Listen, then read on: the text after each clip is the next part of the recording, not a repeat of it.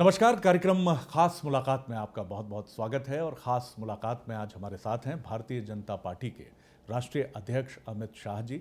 अमित जी की और प्रधानमंत्री नरेंद्र मोदी जी की अगर मैं बात करूं तो मैं ये कह सकता हूं कि भारतीय जनता पार्टी के पारंपरिक राजनीतिक मूल्यों और संघनिष्ठ जो प्रतिबद्धता है उसको और ज़्यादा धारदार और अधिक आधुनिक उपकरणों से जोड़ने की जो कोशिश 2014 के बाद इस जोड़ी ने की है, ये एक अलग ही भारतीय जनता पार्टी को दिशा देने की तरफ तेजी से आगे बढ़ी है। और यही वजह है कि आज भारतीय जनता पार्टी देश के करीब 70% आबादी तक अपने शासन के जरिए, अपनी सत्ता के जरिए पहुंच रही है। अमित जी, बहुत स्वागत करता हूं आपका। नमस्कार भैया जी।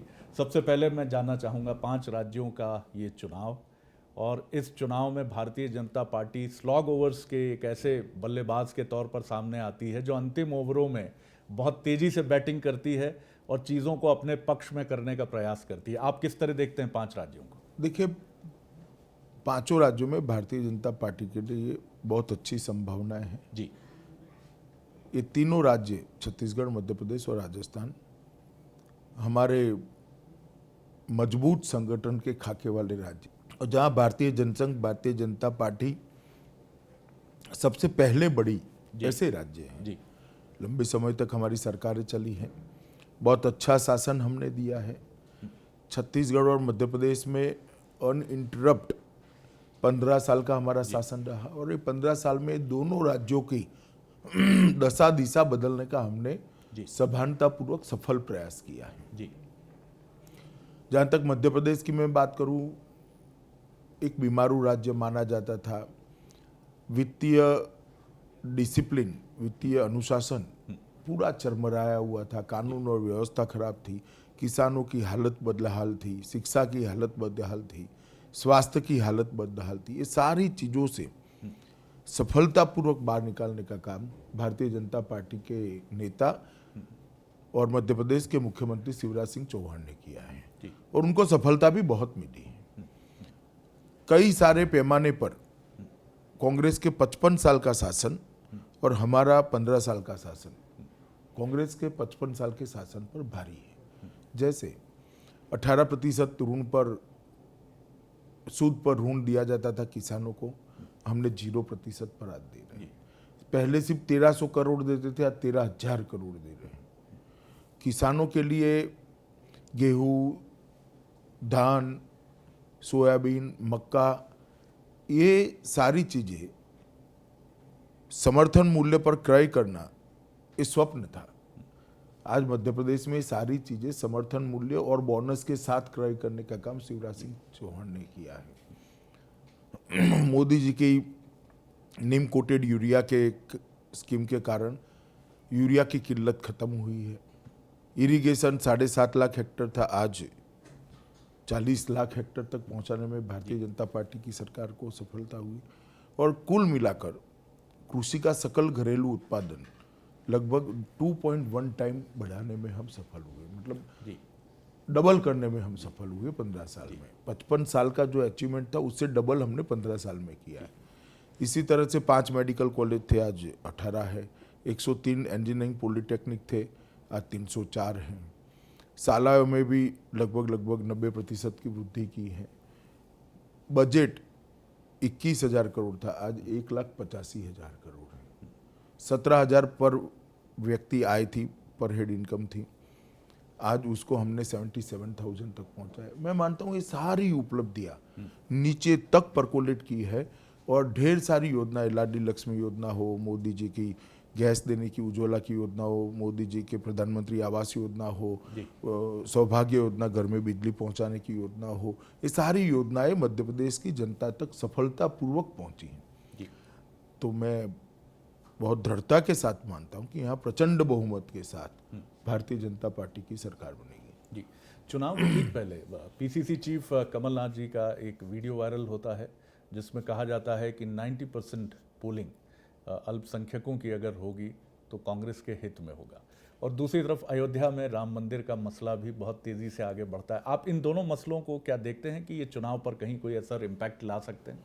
देखिए, कमलनाथ जी के बयान से मुझे कोई आश्चर्य नहीं है।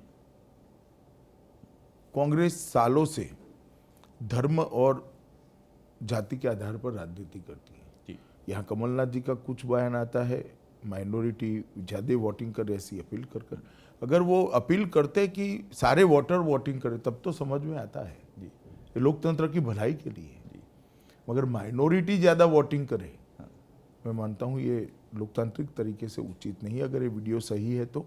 और दूसरा, वहाँ सीपी जोशी का वीडियो बात आता है, खुल कर जात पात की बात करते हैं, जात पात को भुनाने की बात करते हैं। जब से राहुल जी कांग्रेस के अध्यक्ष बने हैं, कांग्रेस फिर से धूर जातिवादी पॉलिटिक्स और फूड रिलीजियस एपीसमेंट की ओर आगे बढ़ रही है। और भारतीय जनता पार्टी नरेंद्र मोदी जी के नेतृत्व में जातिवाद, परिवारवाद और तुष्टीकरण, ये तीनों नासूरों से देश के लोकतंत्र को आजाद कराने में लगी है। तो मैं मानता हूं कि मध्य प्रदेश की जनता के सामने अच्छाई हो गया, खुलासा हो गया, उनका असली चेहरा सामने आ गया जी और जहां तक राम जन्मभूमि का सवाल है, भारतीय जनता पार्टी का स्टैंड अटल है। हम चाहते हैं वो ही स्थान पर भव्य राम मंदिर बनना चाहिए, जल्द से जल्द बनना चाहिए। ये हमारा चुनावी वादा है और हम चाहते हैं कि कोर्ट में जल्दी सुनवाई हो, जल्दी परिणाम आ जाए। मैं आपको केंद्र की तरफ लेकर जाता हूं। बड़े फैसले केंद्र सरकार के, जीएसटी और डीमोनेटाइजेशन, क्या आपको लगता है कि बीजेपी के सामने एक चुनौती ये भी है कि वो बहुत तेजी से आगे बढ़ना चाहती है, गैर पारंपरिक राजनीतिक फैसले लेने की कोशिश करती है जो राजनीतिक तौर पर शायद उसको नुकसान भी पहुंचा सकते हैं? जी देखिए, मैं आपसे थोड़ा डिफर करता हूँ। जी। आपने कहा कि बीजेपी बड़ी तेजी से आगे बढ़ना चाहती है, इससे मेरा मतभेद है। बीजेपी बड़ी तेजी से देश को आगे ले जाना चाहती है। जीएसटी हो या डिमोनेटाइजेशन, इससे भारतीय जनता पार्टी या नरेंद्र मोदी का कोई व्यक्तिगत फायदा नहीं है, ये देश की भलाई के लिए लिया गया फैसला है। कोई भी बताए मुझे जीएसटी से बीजेपी को क्या फायदा है? जी थोड़ा बहुत हमारी प्रचार की सामग्री पर भी जीएसटी तो लगा होगा, परंतु एक अर्थव्यवस्था को फाइनेंशियल डिसिप्लिन के 4 कोने के अंदर लाने का ये हमारा प्रयास है। और भारतीय जनता पार्टी की सरकार ने 2014 से आज तक कभी भी ऐसा फैसला नहीं लिया जो लोगों को अच्छा लगे। हमने ऐसे फैसले लिए जो लोगों के लिए अच्छे हो, जी जी जो लोगों को फायदा कराते हैं। जीएसटी आज शुरुआती दिक्कतों को छोड़ दीजिए, मैं पूरी संवेदना के साथ छोटे व्यापारी, छोटे उद्योग और जिनको तकलीफ पड़ी उनके साथ खड़ा हूँ। मेरी सरकार भी खड़ी है पूरी संवेदना के साथ। मगर ये टीथिंग प्रॉब्लम जो थे उसको छोड़ दीजिए तो धीरे धीरे धीरे जीएसटी अब देश के अर्थतंत्र को बढ़ावा दे रहा है। जी और इतना बड़ा सेल टैक्स रिफॉर्म, दुनिया में सबसे बड़ा सेल टैक्स रिफॉर्म अगर आप करते हो तो शुरुआती टीथिंग प्रॉब्लम आएंगे। मैं सभी छोटे व्यापारी और छोटे उद्योजक को भी कहना चाहता हूँ कि इसमें हमारी कोई गलत इरादा नहीं है। आपको तकलीफ हुई है वो बात सही है, मगर हमने संवेदना से आपसे संवाद करते करते करते कई सारे प्रोसीजर सुधारे हैं, कानून में भी बदलाव किया है और बहुत सारी चीज़ों में टैक्स के रेट को कम करने का काम किया है। और अब ये सुचारू रूप से चलने लगा है। अभी भी हमारा मन खुला है, जो तकलीफें हैं उसको सुधारने के लिए हम तैयार हैं। परंतु देश के अर्थतंत्र को इससे बहुत बड़ा फायदा हुआ है। 4.4% पर ग्रोथ रेट छोड़कर गई थी कांग्रेस, आज 8.3% तक पहुंचा है, डबल हुआ है। जी दुनिया में सबसे ज्यादा तेजी से बढ़ता हुआ अर्थतंत्र हमने बनाया है। ये 9वें नंबर पर दुनिया में अर्थव्यवस्था को छोड़कर गए थे, हम 6 नंबर पर ले गए हैं। 5 ही साल में 3 अंकों का उछाल आया। मनमोहन सिंह के शासन में एक भी अंक का उछाल नहीं आया था, 1 अंक नीचे चला गया था। यही बताता है कि हमारी दिशा सही है, नीचे तक फायदा पहुंचा है। गरीब लोगों को गैस मिला है, आवास मिला है, बिजली मिली है, गरीब सगर्भा माता को टीका समय पर लगता है, उसके नवजात शिशु को टीका समय पर लगता है, किसानों का धान खरीदा जाता है, 5 लाख तक के सभी आरोग्य की खर्चा केंद्र सरकार और राज्य सरकार उठा रही है। तो मैं मानता हूँ ये अच्छे परिवर्तन की ओर देश जा रहा है और देश के 50 करोड़ गरीब लोगों के जीवन स्तर को उठाने का ये प्रयास है। एक घर में शौचालय जाता है तो महिलाओं को कितनी शांति होती है, मैं और आप कल्पना नहीं कर सकते। हर रोज सुबह उनको शर्मसार होना पड़ता था, आज वो सम्मान के साथ अपने घर के अंदर अपना काम कर रही है, उनका आरोग्य भी अच्छा हो रहा है। मैं मानता हूँ ये बहुत बड़ी उपलब्धि है। संगठनात्मक तौर पर उत्तर प्रदेश एक बहुत बड़ा एक परिवर्तन का कारण इसलिए माना गया कि वहाँ की जातिगत राजनीति के तिलस्म को भेद कर बीजेपी आगे बढ़ी। तो आप किस तरह देखते हैं, देश की राजनीति रीजनल पार्टीज की राजनीति है, देश की राजनीति बहुलतावादी जाति समाज की राजनीति है, इसमें उज्ज्वला और बुलेट ट्रेन इनका समन्वय किस तरह बीजेपी लेकर आगे बढ़ेगी, क्योंकि ये बहुत बड़ा चैलेंज भी है। जरा भी चैलेंज नहीं, देखिए जी जातिवादी राजनीति लगभग हाशिए पर चली गई। जी हालांकि कांग्रेस उसको मेन स्ट्रीम में लाने का पूरा प्रयास कर रही है, राहुल गांधी जी लाने का प्रयास पूरा कर रहे हैं, तो मैं नहीं मानता अब देश की जनता इस दिशा में जाएगी। जी देश की जनता विकास की ओर मुड़ गई है और मैं मानता हूं कि जहां जरूरत है वहां दुनिया की सबसे आधुनिक चीजें भारत की जनता को उपलब्ध हो, उसमें कोई बुराई नहीं है। जी हमने आगे बढ़ना पड़ेगा, दुनिया के साथ कदम मिलाना पड़ेगा। जी आप मानते हैं देश तैयार है, दक्षिण एशिया की तरह, चीन की तरह, दक्षिण कोरिया की तरह? देखिए हर देश की अलग प्रकार की रिक्वायरमेंट होती है, हर देश की अलग प्रकार की एक डायनेमिक्स होती है। हमने जो रणनीति, हमने जो पॉलिसी मोदी जी ने अपनाई है वो इस देश की भूगोल, इस देश की संस्कृति और इस देश की बेसिक रिक्वायरमेंट को नज़र में रखकर अपनाई है। जी तो मैं मानता हूं कि भारत की जरूरियातों को मद्देनजर ये आइडियल पॉलिसी है, जी जिसमें गरीबों का भी उत्थान हो रहा है, कृषि भी बढ़ रही है, स्वास्थ्य सेवाएं भी बढ़ रही है और साथ में बुलेट ट्रेन भी आ रही है। जी जी 2014 में अच्छे दिन की बात थी, 2019 में बीजेपी का प्लान क्या होगा? किस इशू को आप आक्रामक तरीके से सामने रखकर जनता के बीच जाएंगे? देखिए हम डेवलपमेंट के मुद्दे को ही लेकर जाएंगे, देश की सुरक्षा के मुद्दे को लेकर। मैं छोटी सी बात आपको करना चाहता हूँ कि हम एनआरसी लेकर आए, कांग्रेस पार्टी इसका विरोध कर रही। मेरा राहुल गांधी जी से सीधा सवाल है कि आप देश में घुसपैठियों को चाहते हो या नहीं चाहते? देश की जनता के सामने स्पष्ट करिए, उसको छुपाइए मत। घुसपैठिए कांग्रेस पार्टी के लिए वोट बैंक है, भारतीय जनता पार्टी के लिए देश की सुरक्षा के लिए खतरा है। इसलिए हम एनआरसी लेकर आए। इस प्रकार के कई मुद्दे पर कांग्रेस अपना रुख स्पष्ट नहीं कर रही और मैं चाहता हूं कि लोकतंत्र में अपना रुख क्या है वो देश की जनता के सामने डरे बगैर बेखौफ होकर रखना चाहिए, जो हम कर रहे हैं। राहुल गांधी मंदिर जा रहे हैं, क्या आपको लगता है कि कांग्रेस जिस तरह से अब बात कर रही है, शिव भक्ति की बात है राहुल जी की, विपश्यना में वो जाते हैं, मेडिटेशन की बात करते हैं, कैलाश और बाद में कमलनाथ जी माइनॉरिटी से मीटिंग कर ज्यादा वोट की अपील करते हैं। जी, ये अंतर्विरोध देखते हैं आप कांग्रेस? अंतर्विरोध नहीं है, ये जनता की आंख में धूल झोंकने का प्रयास है। जी, मगर मैं तो चाहता हूं कि वो चुनाव के बाद भी जाते रहे, जरा जाते रहे। जी आपके व्यक्तित्व की मैं छोटी सी एक बात करूंगा, हालांकि आप बहुत बचते हैं अपने बारे में बात करने का, और ये संगठन का वही एक आपके भीतर मैसेज है।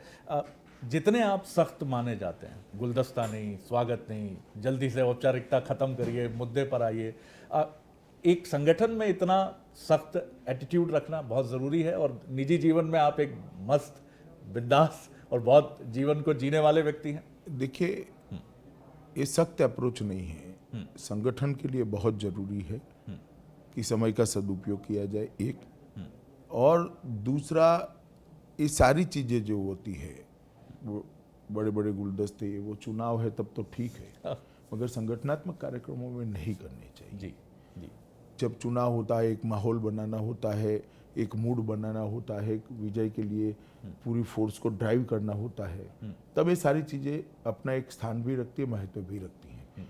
परंतु जब संगठनात्मक कार्यक्रम हो, मेरा दृढ़ रूप से मानना है कि सीधे साधे होने चाहिए, सादगीपूर्ण होने चाहिए, भोजन भी सादगीपूर्ण होने चाहिए, स्थान भी सादगीपूर्ण होना चाहिए और कम से कम खर्च में कार्यक्रम होने चाहिए। जी जी तो कुछ थोड़ा सा मंत्र दे दीजिए उन राजनेताओं को जो बहुत तनाव में रहते हैं चुनाव में, उनका रक्तचाप ऊपर नीचे होता रहता है। आप जब इतना सख्त शेड्यूल लेकर चलते हैं, अनुशासन की मैं बात कर रहा हूँ, तो अपने को तनाव मुक्त करने के लिए क्या करते हैं? ध्यान, योग या कुछ भिन्न जीवन शैली? चलिए मैं व्यक्तिगत बातों में जाना नहीं चाहता, मैं समझता हूं। जी। परंतु भारतीय जनता पार्टी के कमोबेश सभी कार्यकर्ता जिस दिन हमारी सरकार की शपथ होती है उससे दूसरे क्षण अगले चुनाव की तैयारी में लगते हैं। तो तनाव हम पर ज्यादा नहीं होता है। जो मौसमी राजनीतिक दल होते हैं जिनके लिए चुनाव के समय ही जनता याद आती है, उनके लिए ये होते हैं। भारतीय जनता पार्टी का कार्यक्रम लगातार राज्य सरकार और एक केंद्र सरकार 5 साल तक जनता के बीच में रहता है, तो हमारे लिए चुनाव में बहुत टेंशन नहीं होता है। हम हंसते खेलते मौज मस्ती से चुनाव को झेलते हैं, लड़ते हैं और विजयी होकर बाहर आते हैं। जी, आखिरी सवाल कर रहा हूँ आपसे।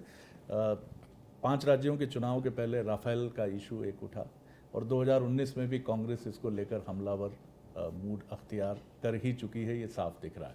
राफेल पर जवाब, क्योंकि ये बीजेपी की छवि पर एक आघात के तौर पर इसको देखा गया। कोई आघात नहीं है जी। एक फूटी कौड़ी भी ज्यादा दाम हमने नहीं दिया है, मैं स्पष्टता कर दूं। जी। राहुल जी ये सारी चीजें कहाँ से मनगढ़ंत लेकर आते हैं। ये कहते हैं कि अनिल अंबानी की फैक्ट्री में राफेल बनने, जबकि राफेल एक भी देश में बनना ही नहीं, सारे के सारे फ्रांस से बनकर आ रहे। इस तरह की झूठी बातें जिस पर ना सर है ना पगड़ी है, ये लेकर घूमते रहते हैं। और मैं उनको ये पूछना चाहता हूँ कि आपके पास इतनी सूचनाएं कौन दे रहा है अभी आपको, जरा उसका सोर्स क्यों आप डिक्लेयर नहीं करते हैं?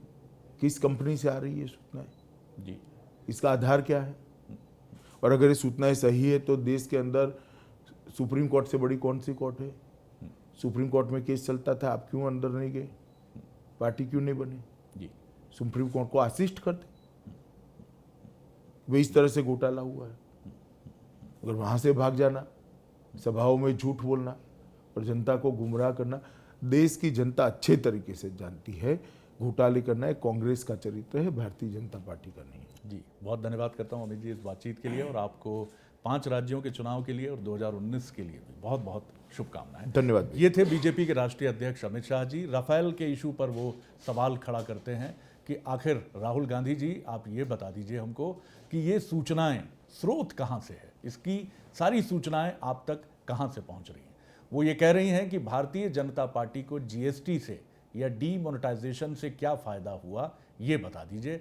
आखिर हमारी प्रचार सामग्री पर भी टैक्स लग रहा है, लेकिन इसके साथ ही वो व्यापारियों से और उद्योगपतियों से ये कहते हैं कि देश के हित में ये निर्णय लिया गया है, देश के हित में ये फैसला हुआ है और आप इसको बेयर कीजिए, क्योंकि बीजेपी का ये कोई इंडिविजुअल फैसला नहीं है। 5 राज्यों के चुनाव के लिए वो पूरी तरह आश्वस्त नजर आते हैं कि बीजेपी बेहतर प्रदर्शन के साथ सामने आएगी, और इसी तरह 2019 को लेकर भी उनका बहुत साफ तौर पर दावा है कि भारतीय जनता पार्टी जिस मिशन को लेकर आगे बढ़ी है, देश की जनता जरूर उस पर मुहर लगाएगी। खास मुलाकात में इतना ही, अनुमति दीजिए, नमस्कार।